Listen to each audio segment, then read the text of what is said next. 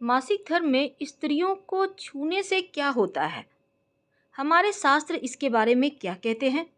एक बार की बात है, भगवान शिव माँ पार्वती कैलाश पर बैठे हुए थे। तभी माता पार्वती ने भगवान शिव से कहा, स्वामी, मेरे मन में दो प्रश्न उठ रहे हैं, आपकी आज्ञा हो तो आपसे पूछूं।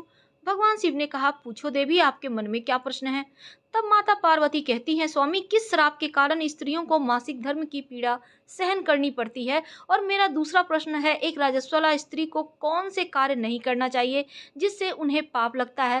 तब भगवान शिव कहते हैं, देवी, आज मैं तुम्हें मानव जाति के कल्याण के लिए बहुत ही महत्वपूर्ण आपने प्रश्न किया है, और तुम्हारे इन दोनों प्रश्नों के उत्तर माधव पंडित की इस प्राचीन कथा से प्राप्त हो जाएंगे। इस महान कथा को सुनने मात्र से ही समस्त पापों का नाश होता है, और पति पत्नी इस कथा को जो ध्यान पूर्वक सुनते हैं, उनके घर के सारे क्लेश और विघ्न मिट जाते हैं, उन्हें सौभाग्य की प्राप्ति होती है। इसलिए हे देवी, आप भी इस कथा को ध्यान पूर्वक सुनना।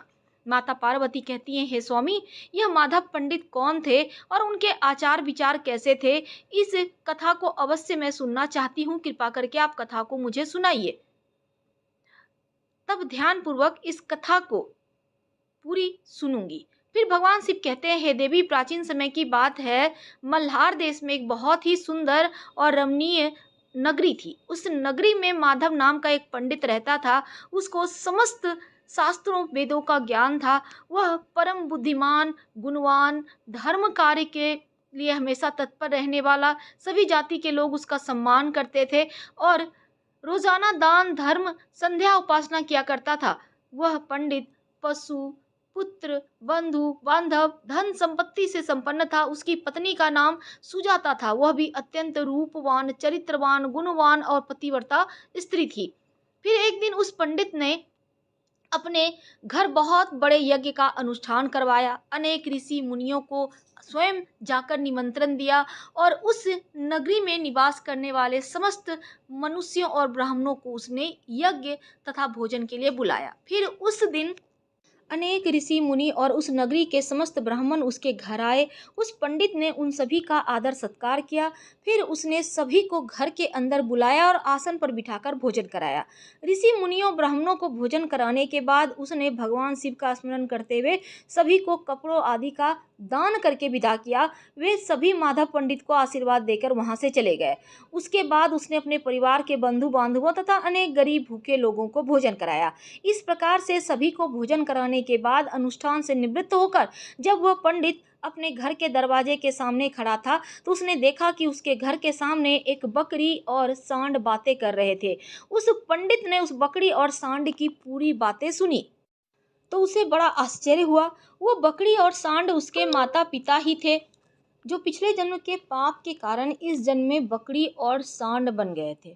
तब वह पंडित मन ही मन सोचने लगा, ये दोनों तो साक्षात मेरे माता पिता ही हैं, जो मेरे घर पर पशु बनकर आए हैं। किस कारण से इन दोनों को पशुओं का शरीर प्राप्त हुआ है? अब इनके उद्धार के लिए मैं क्या करूं? इस प्रकार मन में विचार करते हुए उस पंडित की रात भर नींद नहीं आई और वह रात भर भगवान शिव का स्मरण करते हुए सोच विचार करने लगा। उसने सोचा, मेरे माता पिता की मुक्ति का उपाय केवल ऋषि श्रृंगी ही बता सकते हैं। फिर सुबह होते ही माधव पंडित स्नान आदि कार्य से निवृत्त होकर ऋषि श्रृंगी के आश्रम पर पहुंच गया। आश्रम पर पहुंचते ही ऋषि श्रृंगी ने माधव पंडित का स्वागत किया और कहने लगा, हे पंडित जी, आप इस किस कारण से आपका हमारे आश्रम में आगमन हुआ है? आपके मुखमंडल पर ये कैसी उदासी है? बताओ, आपके दुख का कारण क्या है? फिर माधव पंडित कहता है, हे गुरुदेव, आपके श्री चरणों में आदर प्रणाम। आपके दर्शन से आज मेरा जन्म सफल हो गया है। हे गुरुदेव, आज मैं आपके पास एक जटिल प्रश्न लेकर आया हूँ। कृपया करके आप ही इस कष्ट से मुझे बाहर निकाल सकते हैं। मैं अत्यंत दुखी दुर्बल हो गया हूँ। ऋषि श्रृंगी कहते हैं, हे पंडित जी, चिंता ना करो, तुम्हारा जो भी प्रश्न निसंकोच होकर कहो, मैं अवश्य तुम्हारी समस्या का समाधान करूंगा। फिर माधव पंडित कहता है, गुरुदेव, कल मैंने अपने घर पर शिव चर्चा रखी थी। अनेक ब्राह्मणों को, भूखे लोगों को भोजन कराया, विधि पूर्वक भगवान शिव का पूजन किया। फिर मेरे द्वार के ठीक सामने एक बकरी सांड आया। फिर दोनों मेरे घर के सामने खड़े होकर बातें कर रहे थे। सबसे पहले बकरी उस सांड से इस प्रकार से कहने लगी, हे स्वामी, आज जो घटना घटी उसे ध्यान से सुनिए। हमारे पुत्र के घर में ब्राह्मणों के भोजन के लिए जो दूध रखा था, उस दूध में एक सांप ने अपना जहर उड़ेल दिया था। जिसे देखकर मुझे बड़ी चिंता होने लगी। उसी दूध से भोजन बनने वाला था। अगर सभी लोग उस दूध को खा लेते, उनकी मृत्यु हो जाती। इसलिए मैंने उस बर्तन से भरा सारा दूध पी लिया और जब बहू की दृष्टि मुझ पर पड़ी तो उसने मुझे खूब पीटा, जिससे मेरा अंग भंग हो गया। मुझे बहुत पीड़ा हो रही है, इसी कारण से मैं लड़खड़ाते हुए चल रही हूँ और मुझे यह पीड़ा सहन नहीं हो रही। बकरी की बातें सुनकर सांड काफ़ी दुखी हुआ और वह खुद का वृतांत सुनाने लगा। हे प्रिय, अब मैं तुम्हें अपने दुख का कारण सुनाता हूँ। मैं पूर्व जन्म में इस माधव पंडित का पिता था। आज इसने सभी ऋषि मुनियों ब्राह्मणों को भोजन कराया, किंतु इसने मेरे सामने थोड़ी सी भी घास नहीं डाली और न मुझे जल पिलाया। इसी कारण से मैं बहुत दुखी हो गया हूँ। फिर माधव पंडित कहता है, इस प्रकार से अपने माता पिता को बकरी और सांड के रूप में ऐसी बातें करते हुए देखकर मुझे बड़ा दुख हुआ और मुझे रात भर नींद नहीं आई। हर क्षण मुझे चिंता सता रही थी। मैंने कभी कोई पाप नहीं किया, हमेशा ही मैंने धर्म कार्य किए हैं, फिर भी मेरे माता पिता को ऐसे कष्ट झेलने पड़ रहे हैं। इस कारण से आज मैं आपके पास आया हूँ। कृपा आप योग शक्ति से पता करके मुझे बताइए किस कारण से मेरे माता पिता की ऐसी दुर्दशा हुई है। उनकी मुक्ति के लिए मुझे कौन सा कर्म करना चाहिए। फिर ऋषि सिंह ध्यान लगाकर उस पंडित के माता पिता के पूर्व जन्म को देखते हैं और कहते हैं, हे पंडित, तुम्हारे माता पिता ने पिछले जन्म में घोर पाप किया था।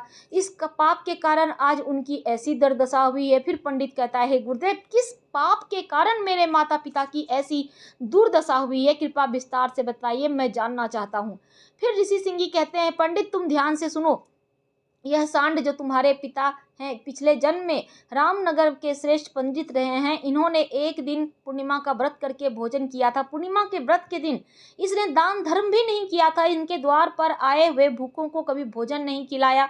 इसने अपने पितरों का श्राद्ध तर्पण भी विधि पूर्वक नहीं किया। तुम्हारे पिता ने पिछले जन्म में मासिक धर्म के दौरान ही तुम्हारी माता के साथ संबंध बनाया था और इसी का पाप के कारण इसे इस जन्म में सांड का रूप प्राप्त हुआ।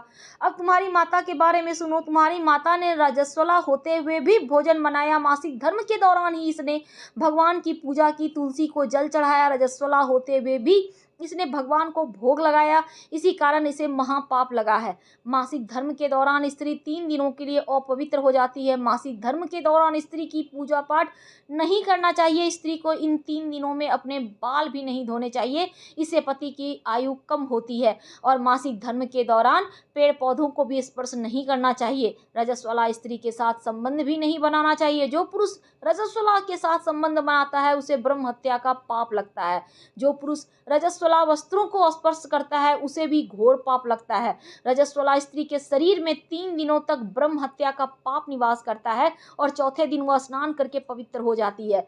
चौथे दिन स्नान के पश्चात रजस्वला स्त्री को अपने पति का मुख देखना चाहिए, अन्य किसी पुरुष का भी मुख नहीं देखना चाहिए। यदि पति समीप ना हो तो सूर्य देव के दर्शन करने चाहिए। ऋषि श्रृंगी कहते हैं, हे पंडित, इसी पाप के कारण तुम्हारे पिता को सांड, तुम्हारी माता को बकरी का जन्म प्राप्त हुआ। माधव पंडित कहता है, गुरुदेव, अब आप मुझे अपने माता पिता की मुक्ति के लिए उपाय बताइए। तब ऋषि सिंह कहते हैं, हे पंडित, तुम किसी भी अमावस्या के दिन अपने माता पिता की मुक्ति के लिए श्राद्ध तर्पण करो और दान धर्म करो, गायों की सेवा करो, अपने माता पिता की मुक्ति के लिए भगवान से प्रार्थना करो। फिर वह पंडित वही करता है। फिर उसके माता पिता को समस्त पापों से मुक्ति मिलती है। फिर भगवान शिव माँ पार्वती से कहते हैं, हे देवी, मैंने तुम्हें रजस्वला स्त्री को कौन से कार्य नहीं करना चाहिए इस विषय में बता दिया। अब मैं तुम्हें बताता हूँ किस कारण से स्त्री को मासिक धर्म से गुजरना पड़ता है। सतयुग में कालकूट नाम के प्रसिद्ध असुर हुआ करते थे। वे दानव होने के कारण उनका स्वभाव उग्र था और वे हमेशा ही युद्ध करने के लिए तत्पर रहते थे। एक दिन सभी दानव वित्तासुर के साथ मिलकर स्वर्गलोक पर चढ़ाई करने लगे। उन असुरों के पास भयंकर शक्तिशाली अस्त्र शस्त्र थे जिनका देवता सामना न कर सके और भागकर ब्रह्मा जी के पास चले गए। फिर ब्रह्मा जी ने उन असुरों को परास्त करने का उपाय बताते हुए कहा, हे देवराज इंद्र, तुम इसी क्षण महर्षि दधीजी के पास जाओ। वे उनके शरीर की हड्डियों से तुम्हें अस्त्र शस्त्र प्रदान करेंगे। उन्हीं अस्त्र शस्त्रों का प्रयोग करके तुम उन असुरों का वध कर सकोगे। फिर सभी देवता महर्षि दधीची के आश्रम पर जाते हैं और उनसे प्रार्थना करके अस्त्र शस्त्र प्रदान करने की विनती करने लगते हैं। फिर संसार के कल्याण के लिए महर्षि दधीची अपने शरीर की हड्डियों से अस्त्र शस्त्र का निर्माण करते हैं और उन्हीं अस्त्रों से एक वज्र का नाम अस्त्र होता है और उन्हें देवराज इंद्र धारण कर लेते हैं। फिर सभी देवता उन असुरों से युद्ध करने के लिए निकल जाते हैं। देवता असुरों के बीच भीषण युद्ध होता है। सभी देवता आकाश से असुरों से युद्ध करने के लिए इकट्ठे हो जाते हैं और प्रहार करने लगते हैं। अग्निदेव अग्नि के प्रहार से दैत्यों को जलाने लगते हैं। फिर अग्नि के प्रभाव से असुरों के शरीर जलने लगते हैं। फिर वरुण देव जल की वर्षा से असुरों को डुबो देते हैं। इस तरह से असुर त्राही त्राही करने लगते हैं। अनेक दिनों तक इस प्रकार देवताओं असुरों के बीच भीषण युद्ध चलने लगता है। फिर देवराज इंद्र और वृत्रासुर अपने आमने सामने आ जाते हैं और दोनों के बीच भीषण युद्ध होने लगता है। और फिर देवराज इंद्र अपने वज्र का प्रहार करके वृत्रासुर को मार डालते हैं। वृत्रासुर की मृत्यु होते ही उनके शरीर से ब्रह्म हत्या बाहर निकलती है और देवराज इंद्र का पीछा करने लगती है। फिर वह ब्रह्म हत्या इंद्र के शरीर में प्रवेश कर जाती है, जिससे इंद्र को ब्रह्म हत्या का पाप लगता है। फिर देवराज इंद्र ब्रह्मा जी के पास जाते हैं और उनसे ब्रह्म हत्या से छुटकारा पाने के लिए कहते हैं। फिर ब्रह्मा जी उस ब्रह्म हत्या को देवराज इंद्र के शरीर से बाहर निकलने की आज्ञा देते हैं और वह ब्रह्म हत्या इंद्र के शरीर से बाहर निकलकर ब्रह्मा जी से कहने लगती है, हे परमपिता, अभी तक मैं वृत्रासुर के शरीर में निवास कर रही थी, क्योंकि उसने अनेक ब्रह्म हत्याएं की थी। जब इंद्र ने उनकी हत्या कर दी तो मैं इंद्र के शरीर में निवास करने लगी। अब आप ही मुझे उचित स्थान दीजिए जहां मैं रह सकूं। फिर ब्रह्मा जी कहने लगे, मैं ब्रह्म हत्या से तुम्हें उचित स्थान देता हूं। फिर ब्रह्मा जी ने ब्रह्म हत्या के 4 भाग कर दिए और कहा, हे ब्रह्म हत्या, तुम्हारा एक बार अग्नि के भीतर रहेगा। जो भी मनुष्य अग्नि की आहुति नहीं देगा उसके शरीर में प्रवेश करना। तुम्हारा दूसरा भाग जल के भीतर रहेगा। जो भी जल में गंदगी फैलाएगा अथवा मलमूत्र का त्याग करेगा तुम उसके शरीर में प्रवेश कर जाना। तुम्हारा तीसरा भाग पेड़ पौधों में रहेगा। जो भी मनुष्य बिना कारण वृक्षों को काटेगा उसे भी ब्रह्म हत्या का पाप लगेगा। फिर ब्रह्मा जी ने अप्सराओं को अपने पास बुलाया और कहा, हे अप्सराओं, इस ब्रह्म हत्या का 1/4 भाग तुम ग्रहण करो। अप्सराएं कहने लगी, प्रभु, आपकी आज्ञा से हम इसे ग्रहण करने के लिए तैयार हैं, लेकिन हमें इससे मुक्ति का उपाय बताइए। फिर ब्रह्मा जी कहने लगे, हे अप्सराओं, जो भी पुरुष रजस्वला स्त्री के साथ संबंध बनाएगा उसके अंदर यह ब्रह्म हत्या प्रवेश कर जाएगी। इस प्रकार से ब्रह्म हत्या के 4 भाग हो गए। एक अग्नि में, दूसरा जल में, तीसरा पेड़ पौधों में, चौथा स्त्रियों के अंदर प्रवेश कर गया। इस ब्रह्म हत्या के पाप के कारण स्त्रियों को मासिक धर्म होता है। जो भी पुरुष मासिक धर्म के दौरान स्त्रियों को स्पर्श करता है, उनके साथ संबंध बनाता है, उसे ब्रह्म हत्या का पाप लगता है। भगवान शिव कहते हैं, हे देवी पार्वती, इस प्रकार से मैंने आपको स्त्रियों के रजस्वला होने के पीछे के कारण और रजस्वला स्त्री को कौन से कार्य नहीं करना चाहिए के बारे में विस्तार से बताया है। फिर माँ पार्वती कहती है, हे स्वामी, आज आपने मुझे बहुत ही महत्वपूर्ण ज्ञान दिया है। मैं भी आपको वचन देती हूँ, जो भी स्त्री मासिक धर्म के दौरान पूजा पाठ करेगी, पति के साथ संबंध रखेगी, उनको मुक्ति नहीं मिलेगी। इसलिए बहुत सात्विकता के साथ रहना चाहिए। धन्यवाद। हम फिर मिलेंगे। प्लीज़ लाइक कर सब्सक्राइब करें, शेयर करें, कमेंट करें। फिर मिलेंगे।